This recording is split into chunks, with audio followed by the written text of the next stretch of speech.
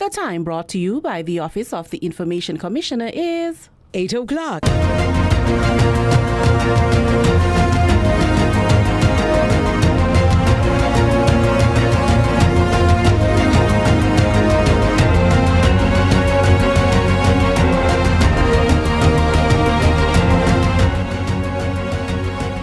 Tonight, a global movement is underway to remove children from social media.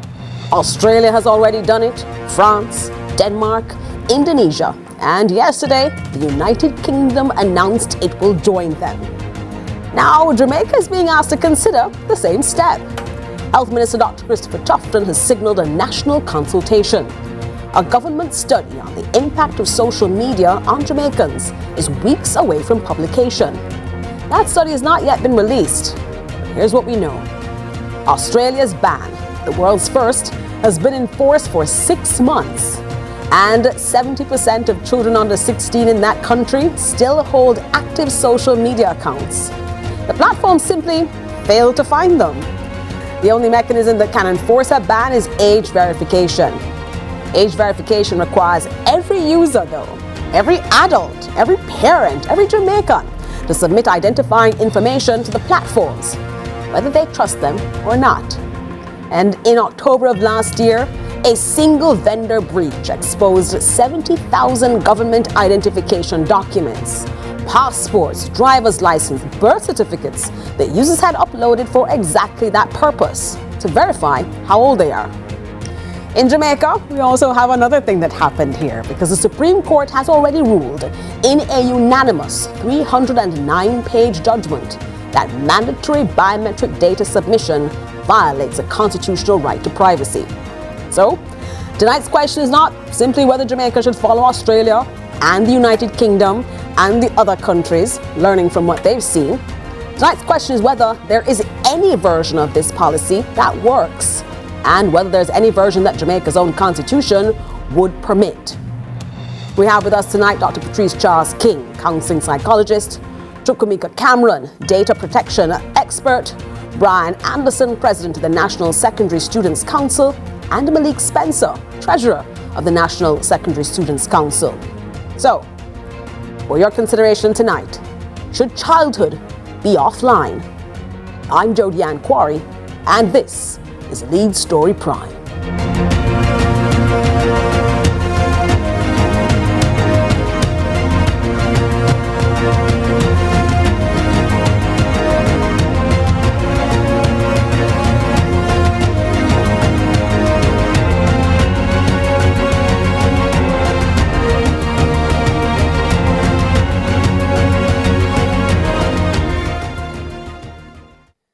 We're starting off this conversation with counseling psychologist who deals with children, Dr. Patrice Charles King.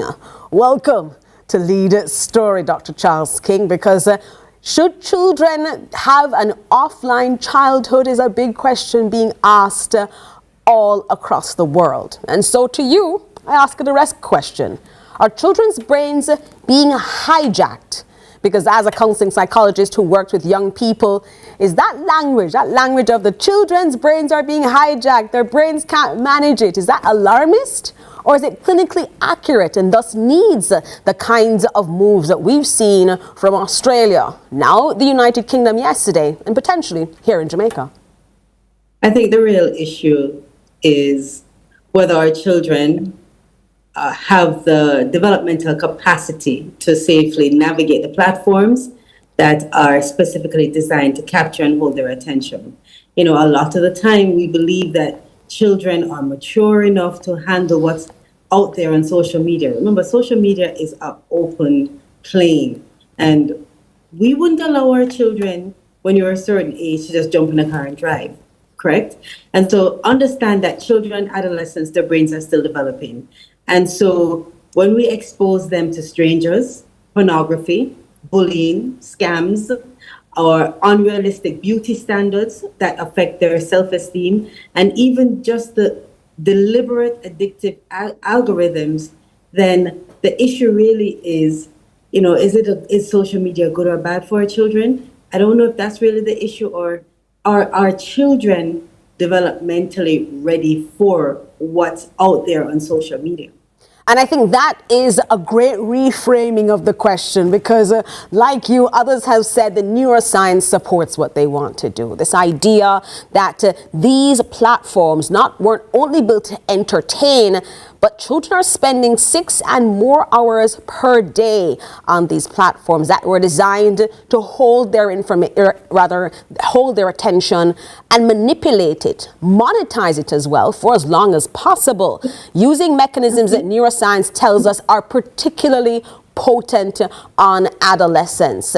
Is this then part of the reason that we're seeing countries around the world say, don't worry about the good or bad, think more about where their brains are and be mindful of an age range? And is that something that you think Jamaica should adopt? I think, I do support adopting some form of monitoring. I mean, just think about it. How realistic is it to expect a 12-year-old, for example, to consistently make healthy decisions in an environment that many adults struggle to manage? And that's what social media is about. I think that social media is, children often are not developmentally equipped to manage just the constant social comparison. And I don't think that the adolescent brain is developed enough, particularly in the areas responsible for impulse control and decision making and emotional regulation. And so I personally believe that it's not just legislation alone that's going to really make the difference. I think that parents have to get involved. I think parents, when it comes to monitoring and not using social media as a babysitter, put it that way. I think that it's very important that parents understand that there are potential benefits of social media, but there has to be some form of monitoring and digital education in order for children to safely navigate social media.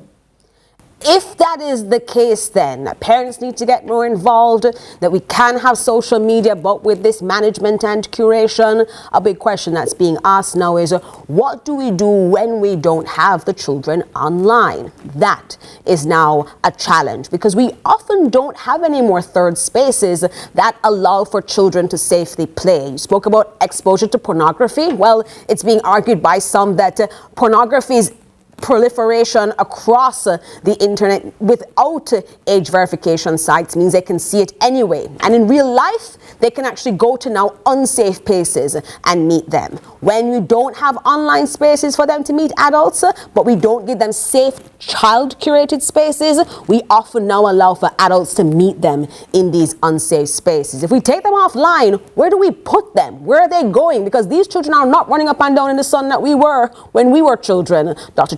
King. And maybe they need to. Maybe they do need to get out and run up and down in the sun a little bit more. Listen, there's no denying that there are benefits to social media. And the way that technology is going, I don't think that children can, or parents, or even educators can get away with having children that are not able to navigate the socials, navigate that space, navigate the internet. But children need monitoring, children need conversations, children need boundaries, and children need guidance. It's not simply just access to a device and just hope for the best. But we are proposing to take it away from children in the same way that the United Kingdom has announced yesterday, with Prime Minister Keir Starmer saying that children shouldn't be on these social media platforms like TikTok and Instagram and X.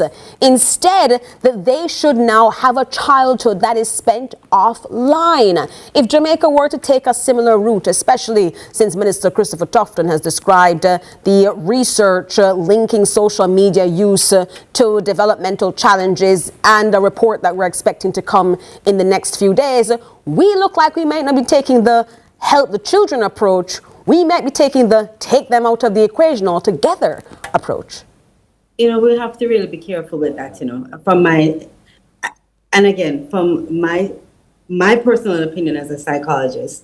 I don't think that social media affects children equally. I think that there are children that are more vulnerable. You have children that have anxiety, ADHD, children that have low self-esteem, children that have trauma histories, children that experience family conflict and environmental and community conflict. Those children, when it comes to social media, whatever is happening on social media will amplify their existing vulnerabilities. And that's something that we need to understand. It's not an equal thing. So therefore, when we're going to approach banning social media, I don't think that it should be a dramatic extreme. I think that what the question that we need to really look at is, if we think legislation alone will solve the problem, we're fooling ourselves. That's the question. And so I really think that we need to look at the potential challenges that can arise from social media. And again, a restriction without parent involvement or digital literacy, or even some form of enforcement mechanism, or even school-based education is going to be insufficient as far as I'm concerned. It can't just be like a black and white thing where we just go to the extreme and just cut it off and don't actually have other things in place that's going to support the mental development of our children. Talk to me about what spending hours online does to a child, though, because we have some data that says Jamaican children are online for upwards of 6 hours per day. What does 6 hours of exposure to algorithmically curated content do to a young person's capacity for maintaining a sustained attention? Being able to pay attention, delaying gratification, and in-person social interaction when you don't get to practice those skills, but you're practicing others? I think social media has the potential to affect the self-esteem of a child and the emotional development of a child. So a child's self-worth should develop from competence, character, their parents teaching them about their values and standards, relationships, achievement. And I think what's happening is instead children are learning to evaluate themselves through likes, followers, how many followers they get, how many views they get, and just the comments that are being made. And social media is not very kind. Sometimes social media can cancel you in a heartbeat. And the danger is that self-worth becomes externally controlled. And so when validation goes up, when you get more likes, they feel good. When it disappears, you feel bad. Hence, depression coming from it. And so the impact on emotional development is that it reduces the opportunities to develop face-to-face communication skills. I know some children that come to me, they have an avatar that has been speaking to so many people. They have so many followers and no one knows what that person looks like. But is there no good to social media? No opportunity for you to see different bodies and different looks and enhance yourself, to be exposed to news and to a greater understanding of the world through these platforms that allows it to be beneficial and therefore useful to these children? Absolutely. There are benefits of social media, and as you said, there's access to educational resources. There's a connection with peers and support communities if you know how to access them. There's also an opportunity for creativity and entrepreneurship. A lot of people monetize what they're doing. And there's also the opportunity for self-expression and maintaining relationships, especially for those individuals that are isolated. So social media is not all that bad, because for some young people, it provides a community, it provides a means of creativity. It also creates a space for education and identity exploration. And, there is also that space where you can support the marginalized youth. Everyone has equal opportunity on social media to monetize and to make money also. But this is something that needs to be managed, especially for our under 16s or under 18s, and even perhaps adults might learn from some of these pauses that are being contemplated. Counseling psychologist Dr. Patrice King, you are helping us set up this discussion then around if childhood should be found offline, and what the Jamaican government and we can all do about it. We'll take a break inside Lead Story Prime and come back to you here on CVM Television.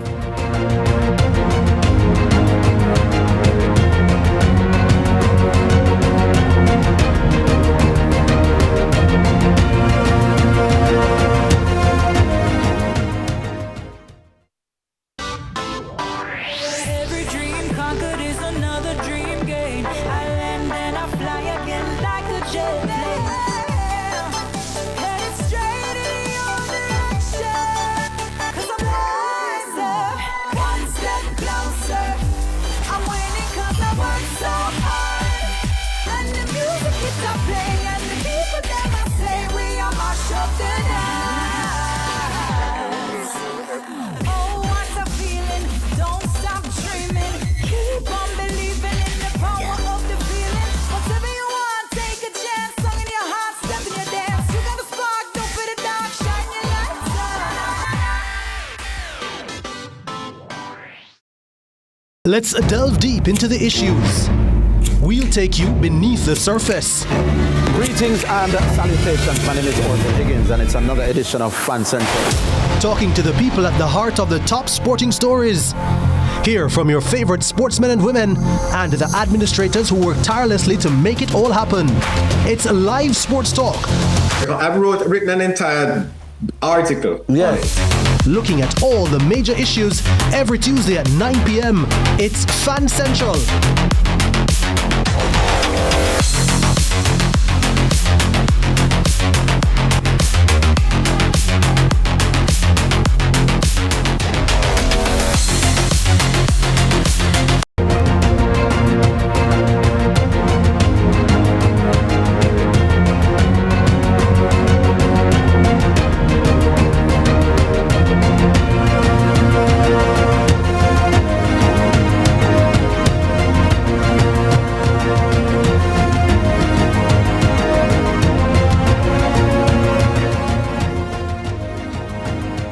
Hi, good evening, and thanks so much for staying with us inside Lead Story Prime. Childhood offline? That's what we're looking at this evening as we take a look at decisions that have been taken around the world to have children, especially those under the age of 16, shielded from social media. But looking at this also has a privacy component. And Chukwemeka Cameron, data privacy expert, joins us in studio now to talk about this. Welcome to Lead Story Prime, Mr. Cameron. Nice to be here. Good evening to you, viewers. Thanks so much for joining us. The privacy component is one that has been raised as we talk about age verification online and keeping our children safe. So let me first, before I go to you, allow our audience to better understand this by throwing to Akeem Moret as he gives us the overview. Thanks, Jodianne. Tonight, governments across the world are asking a question many parents have quietly been asking for years. Are our children spending too much time online? And if so, who should do something about it? This is not a Jamaican debate. This is a global one. Australia, France, Denmark, Indonesia all have enacted restrictions on children's access to social media. The United Kingdom announced yesterday that it will join them, with protections expected in spring 2027. Norway, Spain, Greece and Austria are in active debate, and here in the Caribbean, Trinidad and Tobago has begun its own political conversation. A CARICOM heads of government meeting in Montego Bay last July moved toward a unified regional framework on this very question. Jamaica is considering. Health Minister Dr. Christopher Tufton has signaled that the government is moving toward a national consultation. A government study on the impact of social media on the Jamaican population is, by the minister's own account, weeks away from publication. That study has not yet been released. So tonight, we are being asked to consider a policy on the basis of evidence the government has not yet shared with the public. Let us look at what the evidence that is already public tells us. Australia's ban is the world's first. It came into effect on the 10th of December 2025. The law placed the burden on platforms, not on children or parents. Facebook, Instagram, TikTok, Snapchat, YouTube, all required to take, in the law's own words, reasonable steps to prevent under-16s from holding accounts. Fines for non-compliance up to 49.5 million Australian dollars per breach. In the first weeks of the ban, the platforms removed or blocked 4.7 million accounts. By any measure, that is a significant operational response. And yet, Australia's own regulator, the E-Safety Commissioner, ruled that even that effort did not meet the legal standard. Formal investigations were launched on March 31, 2026 against Facebook, Instagram, Snapchat, TikTok, and YouTube. all 5 simultaneously, because 4.7 million removals still left 70% of Australian children under 16 with active social media accounts. The ban that the world is watching is not working. Now let us look at why and what enforcement of a ban actually demands. To keep children off harmful platforms, you must verify everyone's age. Not just children, everyone. That means every user must upload a government identification document, submit a biometric scan, or provide parental consent with parental identification attached. That data is then held by the platform or by a third-party vendor the platform contracts. To reduce harmful content exposure, you place more sensitive data in the hands of the very platforms you do not trust. To enforce platform accountability, you surrender online anonymity for all. And this is not theoretical. In October 2025, a third-party vendor used by the platform Discord for age verification was breached. 70,000 government identification documents uploaded by users to prove their age were exposed. Age verification creates the very data risk it is designed to prevent. But let us be equally precise about what we are asking children to be protected from, because the case for intervention is not without merit. The platforms these children are using are not neutral tools. Every feature that keeps a young person scrolling, the infinite feed, the unpredictable reward of what appears next, the algorithm that learns what holds their attention and delivers more of it. These are deliberate engineering choices designed to maximize time on platform. The variable reward mechanism in particular operates on the same neurological principles as a slot machine. For adolescent brains whose impulse control and prefrontal cortex developed are not complete until the mid-20s, the exposure is not equivalent to adult exposure. It is categorically different. And the Jamaican reality is this. Youth under 24 in this country average 6 hours daily on social media. These features are not incidental. They are the product. And the product was not designed with Jamaican children in mind. And this brings us to the question that the advocates of a ban have not adequately answered. TikTok, Instagram, Snapchat, gaming communities, peer group chats, these are not simply entertainment platforms. For many young people, they are the primary infrastructure of social connection, particularly in a country where physical youth spaces are limited. There is no national network of youth recreational spaces. There is no government-funded after-school infrastructure operating at scale. The Trend program under the Ministry of Education is in progress, but it is not yet what would be needed to absorb the social and developmental needs of children removed from online spaces. A ban without investment in what replaces it may simply move the harm, not eliminate it. Tonight's guests will debate whether the protection is worth the price, but the data has already framed the question. If the ban does not keep children off these platforms and the verification required to enforce it puts everyone's identity at risk and there is nowhere offline for children to go, what exactly are we protecting and who bears the cost? Those are the questions Lead Story Prime is putting to our panel tonight. Jodian, it's back to you. Thanks so much, Akeem. And that frames our discussion because it's not only a concern about children and them having a childhood offline. In order to prove that you're an adult, you might need to prove that you are one. Sharing your driver's license, your passport, or even your birth certificate to say that you're a grown-up, you can be on social media platforms. Chukwuemeka Cameron, data protection and privacy expert, is here in studio with us. And the first thing to you is, in your professional assessment, this sort of ban that we're hearing contemplated, some sort of restriction of under 16s, perhaps even under 18s online, is that viable under Jamaica's current constitutional framework? Yes, it is. However, the government has dropped the ball. So yes, we have a right to informational privacy. And when I say that, we have our courts declared that we own our personal data and no one can use it without our consent. The challenge is that in order to do so, they established a law that says anybody can use your personal data if you follow these standards. Is that the Data Protection Act? That is correct.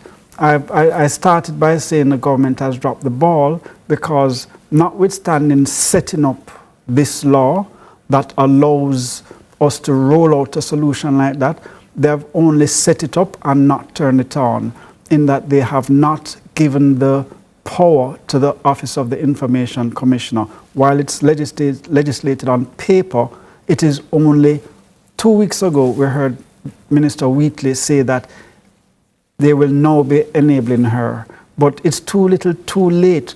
If you notice, every week we hear the government trying to roll out some digital plan, but the foundation, when the Chief Justice said, and I heard you in your framing, especially in circumstances where you are consuming biometric data, you must have a robust framework in place to protect the citizens of Jamaica. And they built out the framework but haven't turned it on. Let's talk about that case. That's the NIDS case. Yes, ma'am. Robinson and the Attorney General. Big case here in Jamaica. And Jamaica Supreme Court, in a unanimous 2019 ruling on the National Identification and Registration Act, NIRA, which will operationalize NIDS, found that the mandatory requirement for Jamaicans to submit biometric data violates the constitutional right to privacy. And that's under Section 13 of the Charter of Fundamental Rights and Freedoms. Chief Justice Brian Sykes described the law, in the court's words, as very coercive. Now, we are looking at a ruling that has never been overturned. That's where we are right now. But we just heard from Akeem that in order to prove that you're an adult online, you might have to provide information. If you want to keep the children safe, you have to say that you're an adult, a grown-up. You might have to then put your birth certificate or passport or driver's license online. Some say that's a backdoor to making sure that everybody is then verified online. You can't be anonymous online anymore, and therefore you no longer have the freedoms online. How do you address those people who say, well, Jamaica says you shouldn't be doing that, but if we want to protect the children, we might have to give up some freedoms that we, the adults, have? So there will always be that friction between the state's interest and the private citizen. And we have the Data Protection Act that balances it. That is the purpose of the Data Protection Act. In the Data Protection Act, you have something called a risk assessment, a data protection impact assessment. So that what may appear to be a difficult question, the legislation has set out how you resolve that issue. We have to consider, what are the risks? Well, what is this processing all about? Explain it to me in layman's terms. Once you understand what the processing is all about, what are the risks associated with the type of processing? We now know, and I heard it again in your lead up to the story, we have now seen those risks being played out in real time. Risks where you share the information, you verify, and then the person with whom you verify has a leak, and now your legitimate information is now out on the internet for all to see. And is it achieving its purpose? Because we're also learning that we still, as again in your lead up, we're hearing that several children are still going around the system. So if you're not achieving your core purpose and you're exposing the citizen to risk, is it worth it? Is it necessary from my personal perspective? Yes, but if you're not achieving your objective while exposing citizens to harm, we have to find another way.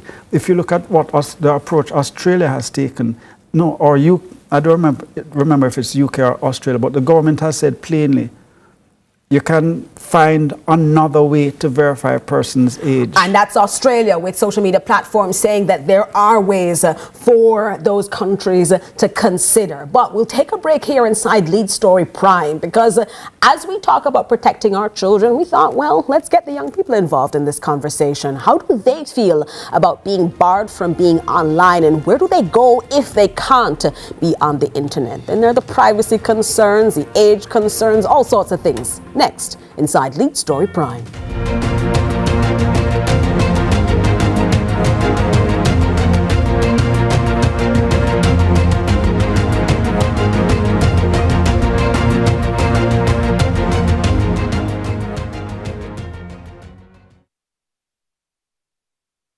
You're your journey with a Jane Bank Small Business Loan, with small business loans with as little as $10,000 and up to $4 million. The time is 8:30.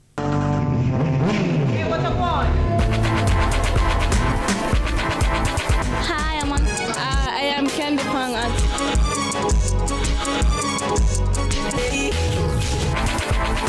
Watagwan. Watagwan. Datagwan. Watagwan. Watagwan. Mondays, Wednesdays, and Fridays at 8 a.m., 1:30 p.m., and 10 p.m. on CVM TV. Let's delve deep into the issues. We'll take you beneath the surface. Greetings and salutations. My name is Orville Higgins, and it's another edition of Fan Central. Talking to the people at the heart of the top sporting stories. Hear from your favorite sportsmen and women and the administrators who work tirelessly to make it all happen. It's live sports talk. I've written an entire article. Yeah. Looking at all the major issues every Tuesday at 9 p.m. It's Fan Central.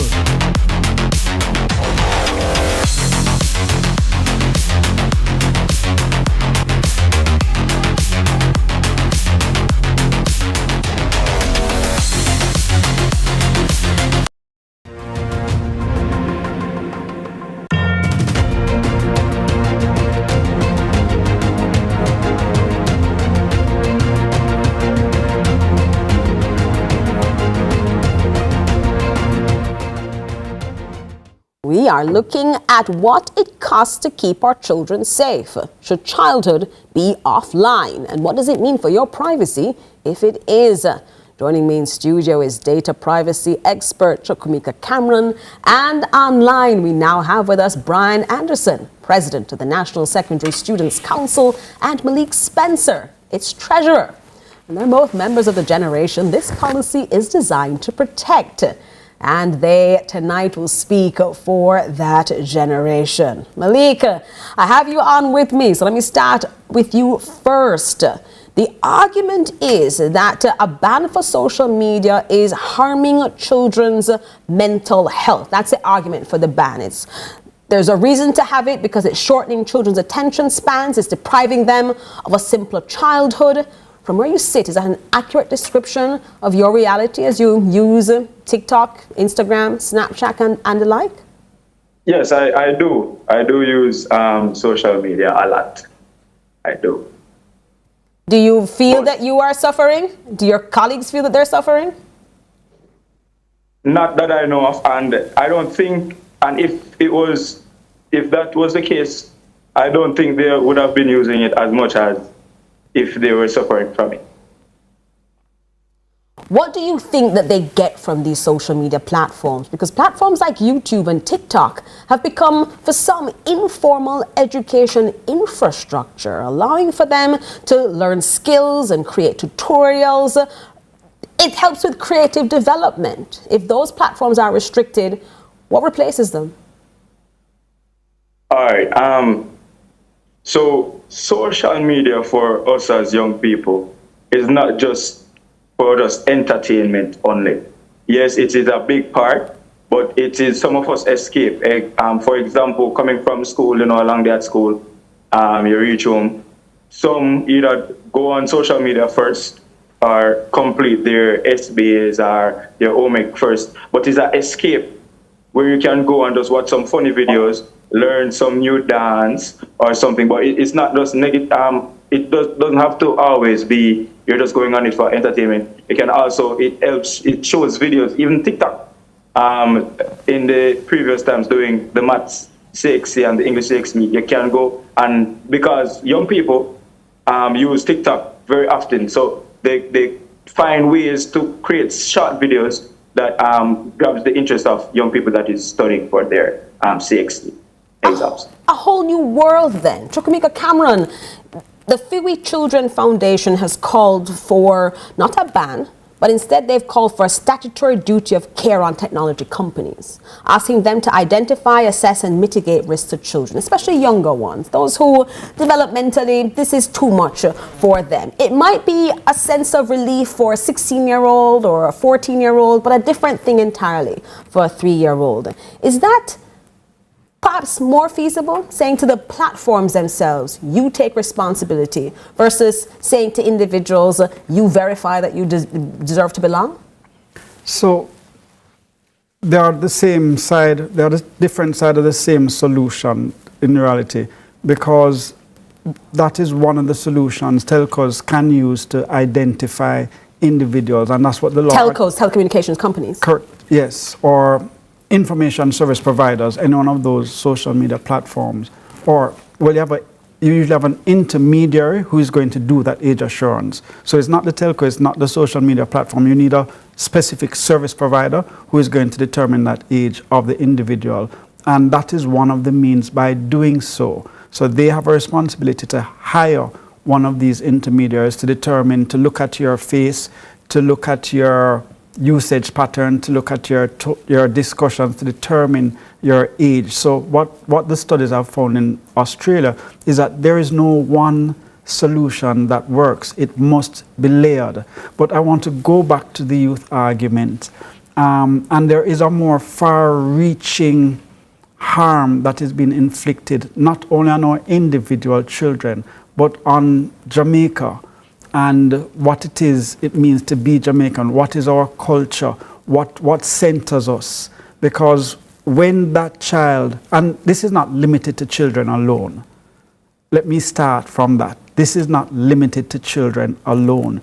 When that adult or when that child lives in their own world, on their own feed, what is a common cultural story that we are being exposed to? What is that thread that is holding us together? What values are we learning? Because what happens is that right now every individual lives in their own bubble.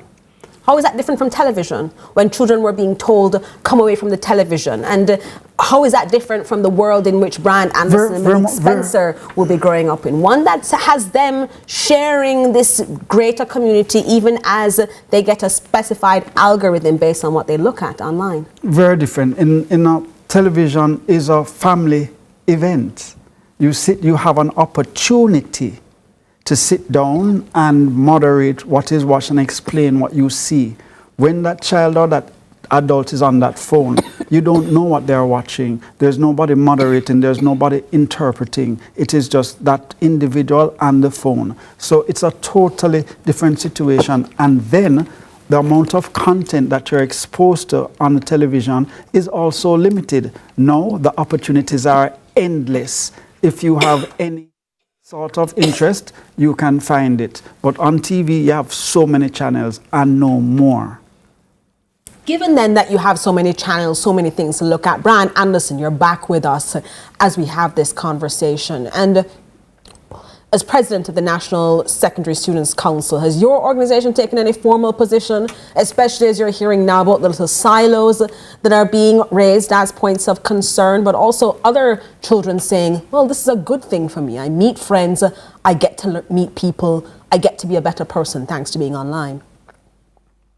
Yes, so there has been a lot of conflicting views among young people. A lot of persons do agree with the policymakers of banning it, while some persons do say that it will reap negative benefits.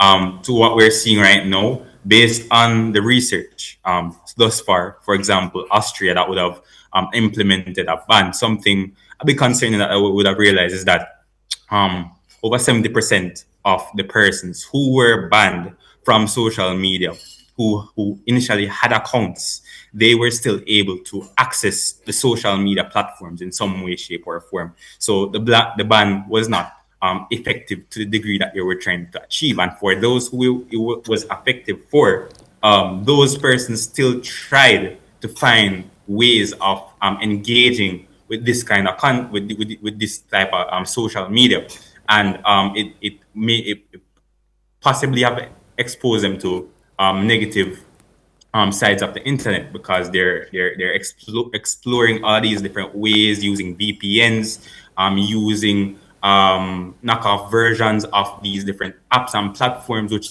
further exposes them to negative content as well. But Brian, one of the central arguments that's being raised against the ban is that you could take them off the internet all you want. There's now nowhere offline for children to go. No skating rinks, no youth clubs, no after-school infrastructure at scale. Is that the reality for the students you represent? We do have platforms where we have spaces for young people. Places to hang out, places to go. A physical place where you could go and meet a boy or a girl that you like. A physical place to hang out with your friends that's safe, that is appropriate for children, that is something that you would feel that has safeguards and barriers around it, preventing adults from coming into that physical space. Do children have those spaces? I would say that young people, the space is a bit shared between young people and adults. There are not exactly many spaces like that do exist. However, there are a few, such as teen hubs, where persons can just go and share things such as burdens that they have with their mental health, etc. But there are not a lot of places that young people can just go and interact with other young people, particularly. But what we have to understand is that social media is becoming a big part of young people's lives today, and we cannot deny that fact. So we need to foster for there to be more protective measures for our young people and stop allowing these technological companies to give harmful content to young people when these young people are clearly not prepared for these type of content that is being perpetuated onto them.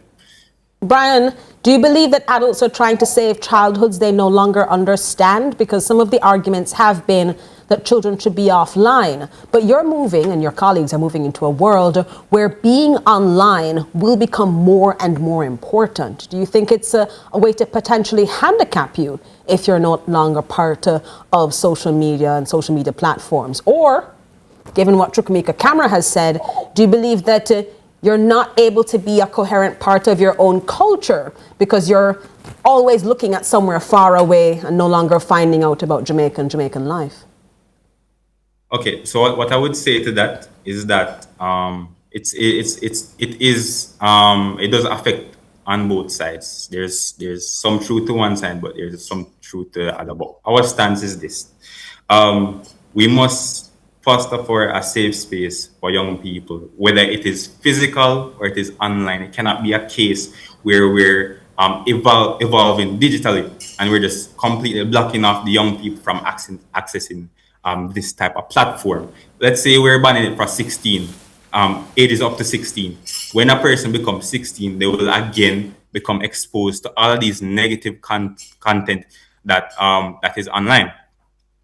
What we should move towards is not only sensitizing our young people, but also working in collaboration with all of these technological companies to foster for the proper spaces and foster for the correct content to be displayed in front of our young people. Safe space is appropriate content and allowing for us to have the youths, the childhood of our youths being preserved. Let's take a break inside Lead Story Prime as we conclude our discussion on childhood offline. Should this be something that we prioritize, or is it a romantic dream from the past? Stay with us.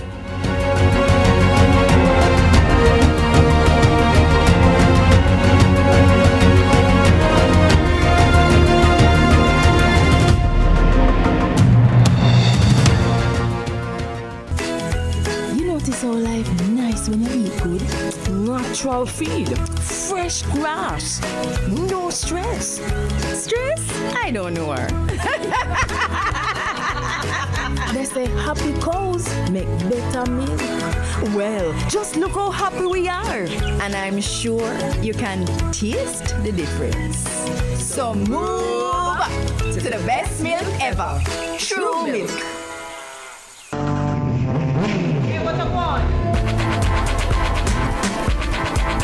Hi, I am Candy Pang.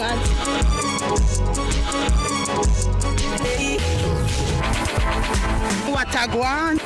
Watagwan. Datagwan pa. Watagwan. Watagwan. Watagwan. Mondays, Wednesdays, and Fridays at 8 a.m., 1:30 p.m., and 10 p.m. on CVM TV. Datagwan pa. Watagwan.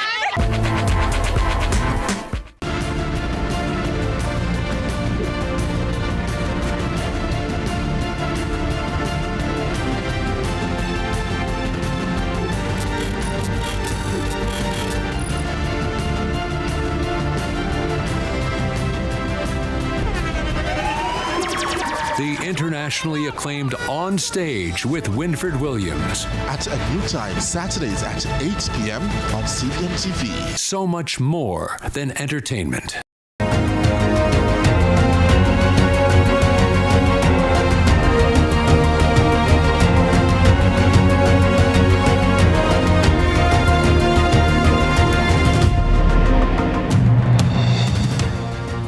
Welcome back.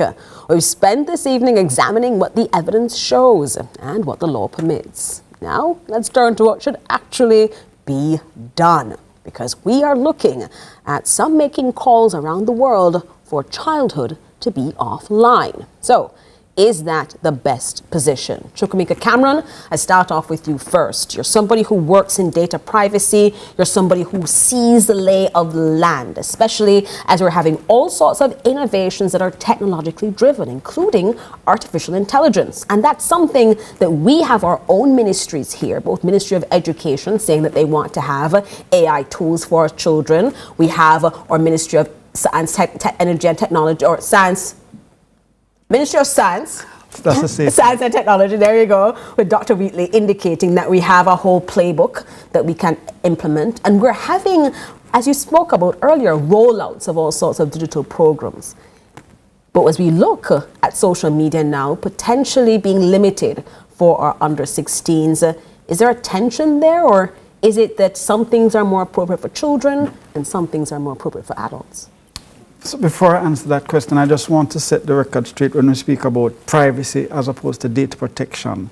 So we're not trying to it's not privacy in a traditional sense. When we speak about data protection, it's really speaking about protecting the dignity and autonomy of an individual, ensuring that you as an individual, me as an individual, can have an informed, independent view and have autonomy or be in a position to make our own decisions. So that's the issue at hand. It's the not person in real life. Correct. Very important. It's not the question of showing bad content to a child. It is taking away the ability of that individual, a child or adult. This is not limited to children, a child or adult, to make informed decisions for themselves. So I just wanted to get that out of the way. But how you frame it in relation to the strong march towards digitalization and artificial intelligence, it is ironic when you listen to the owners of these various frontier platforms, these different large language models, the AIs, the chat GPTs, and the whatever other large language model is out there. Claude, DeepSeek, Gemini, you have all of them. You know them. My job is to know all sorts of things. You're serious. Yes. What they say and what they recognize is that the greatest skill today is that interpersonal skill. The ability to look someone in the eye, the ability to close a deal, the ability to have an independent point of view. Have conversations, negotiate. And that's some of what we had seen out of research in COVID-19, for example, that those COVID babies, because they didn't have those early initial interactions, there are concerns about them growing into those spaces. Many of our children also had to learn online and some of those skills that they didn't have. So you're saying then that focus less on what the thing is and more on those in-person skills that these children should have? The development of the human being, the development of the mind. You can't feed a mind or a soul with bytes or a computer screen. You must feed them with interaction, with sun. You can't get vitamin D from looking at the screen.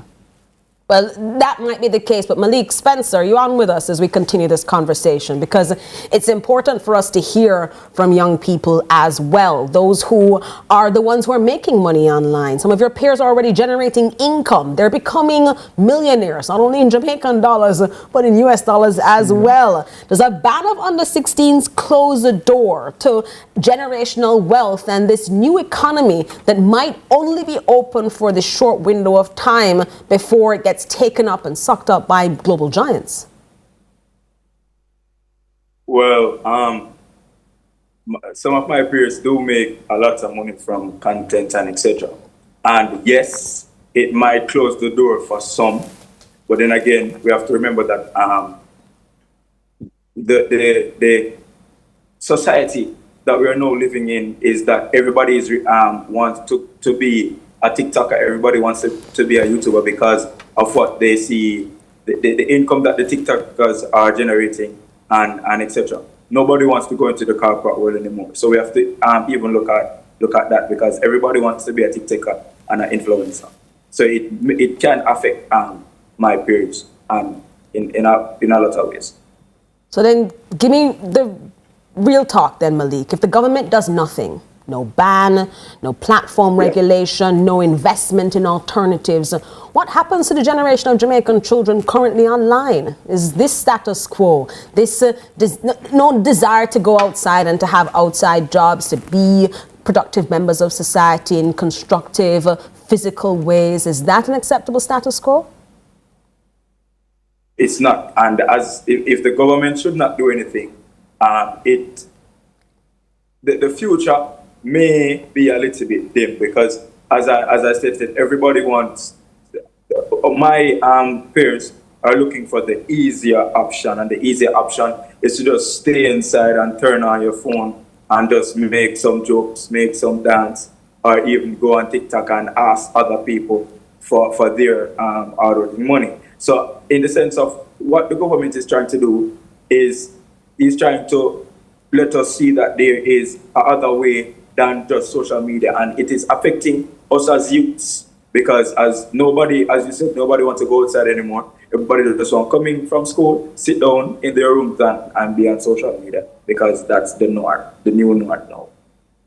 Tokamika Cameron, for many people watching, they hear what Malik is saying, they hear what you are saying. Protect these children. We had Dr. Patrice Charles King talk about some of the cognitive side effects of children, especially younger children being online. They hear all of that.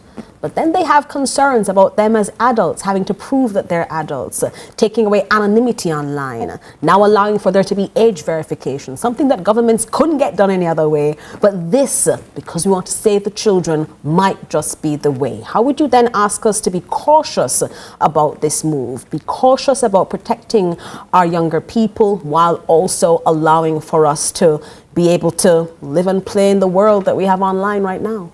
We don't have to be cautious. We can actually be bold. We have the infrastructure. We have an Office of Information Commissioner whose job is to ensure that while we push ahead on the digital road, the safeguards are in place to protect not only children but adults, everyone, and specifically children. But there is a gap between what the OIC, the Office of Information Commissioner, considers to be a child and what this legislation is contemplating. What's the gap?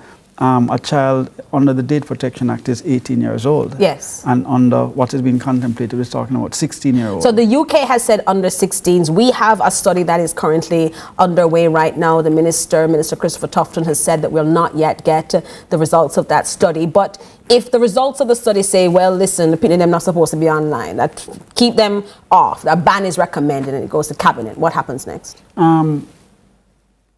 From what perspective? From perspective of it becoming enforceable legislation, and should there be constitutional review if it is to be something that we have? We already have the frameworks in place. So just flip the switch. So we need to go forth. The Ministry of Health needs to protect our children. The OIC needs to protect everyone.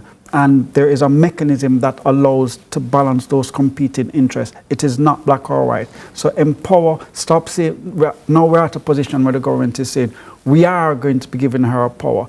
Don't tell us what you are going to be doing 5 years later. give her her power. Especially given that this piece of legislation had been in long process of having it being activated after it had been passed, so we already are coming to come The for quite reality some is that time. we cannot have a NIDS, and it's unlawful to have a NIDS in the absence of an active supervisory authority. We cannot have this in the absence of an active supervisory authority. So let us go forth, let us boldly innovate, and let us boldly monitor. We can have the best of both worlds. We can have the best of both worlds. I love that. Malik Spencer, before we go, what do you want to say to individuals now who are saying, well, we need third spaces for our children. We need somewhere for them to be outside, somewhere safe for them to be? Well, as the world, people are saying that the outside isn't safe and etc. But then we're talking about high school students or students in primary school, and there are different activities at school where students can join clubs, go football, go to the community centers, and if you're scared for your children's safety, you go with them to ensure that they're having a little outside fun, or make sure that they're in clubs at school, netball, football, culture club. There's a lot of clubs that students can do outside to take their focus from social media. I think that's so important, especially as you have now given these suggestions to government officials and others who want to keep children safe, not only online, but off. I want to thank Chukwemeka Cameron, Dr. Patrice Charles King, Brian Anderson, and Malik Spencer for being with us tonight on Lead Story Prime. This was us looking at whether children should be offline, if childhood should be offline. What do you think? Let us know. I'm Jody Ann Quarry, and on behalf of the entire CVM production team, thank you for being part of Lead Story Prime. Have a fantastic evening, and I hope you stay safe. Up next, Fan Central.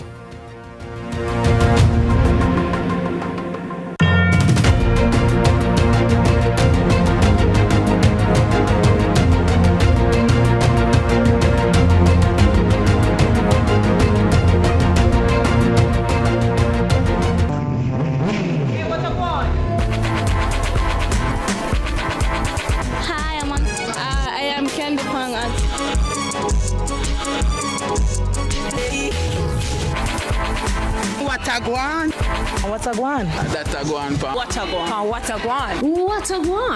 Mondays, Wednesdays, and Fridays at 8 a.m., 1:30 p.m., and 10 p.m. on CVM TV.